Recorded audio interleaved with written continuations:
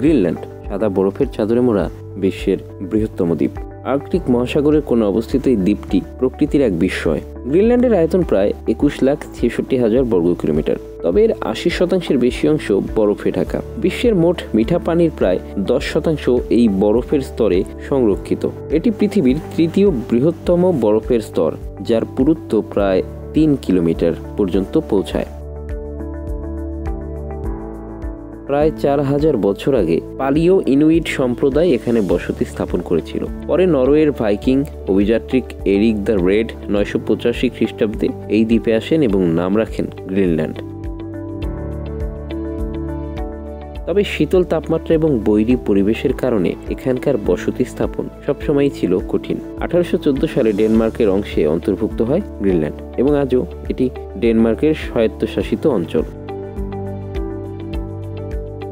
গ্রিনল্যান্ডে মাত্র 56,000 মতো মানুষ বসবাস করে, যা পৃথিবীর সবচেয়ে কম জনবসতিপূর্ণ এলাকাগুলোর একটি।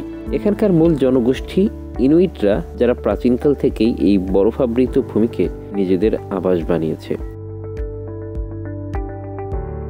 মার্কিন প্রেসিডেন্ট ডোনাল্ড ট্রাম্প নতুন করে ক্ষমতা গ্রহণের পর গ্রিনল্যান্ড নিজেদের নিয়ন্ত্রণে নেওয়ার ইচ্ছা পোষণ করেছেন। এর আগে 2019 সালেও তিনি এমন ইচ্ছার কথা জানান। কিন্তু বরফে ঢাকা একটি দ্বীপ নিয়ে ট্রাম্পের এত আগ্রহ কেন?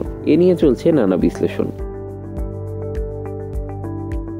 সংশ্লিষ্টরা বলছেন, গ্রিনল্যান্ডের ভৌগোলিক অবস্থান কৌশলগতভাবে অত্যন্ত গুরুত্বপূর্ণ।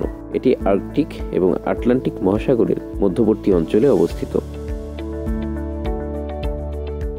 এখানে মার্কিন যুক্তরাষ্ট্রের একটি গুরুত্বপূর্ণ সামরিক ঘাঁটি থুলে এয়ারবেস, যা আর্কটিক অঞ্চলে তাদের সামরিক উপস্থিতি নিশ্চিত করে। এই ঘাঁটি থেকে রাডার এবং ক্ষেপণাস্ত্র প্রতিরক্ষা সিস্টেম পরিচালনা করা হয়। এছাড়া গ্রিনল্যান্ডের বরফের নিচে লুকিয়ে থাকা প্রচুর খনিজ সম্পদ, যেমন তেল, গ্যাস, স্বর্ণ এবং বিরল মাটির উপাদান। এই বিরল উপাদানগুলো স্মার্টফোন, বৈদ্যুতিক গাড়ি এবং সামরিক সরঞ্জামের জন্য অপরিহার্য। মার্কিন যুক্তরাষ্ট্র চায় এই সম্পদগুলোর নিয়ন্ত্রণ, যাতে তারা চীনের উপর নির্ভরশীলতা কমাতে পারে। জলবায়ু পরিবর্তনের কারণে গ্রিনল্যান্ডের বরফ দ্রুত গলছে, ফলে নতুন নৌপথ তৈরি হচ্ছে, যা এশিয়া এবং ইউরোপের মধ্যে বাণিজ্য সহজতর করবে। মার্কিন যুক্তরাষ্ট্র এই নৌপথের উপর আধিপত্য প্রতিষ্ঠা করতে চায়, যাতে তারা বৈশ্বিক বাণিজ্যে প্রভাব বজায় রাখতে পারে।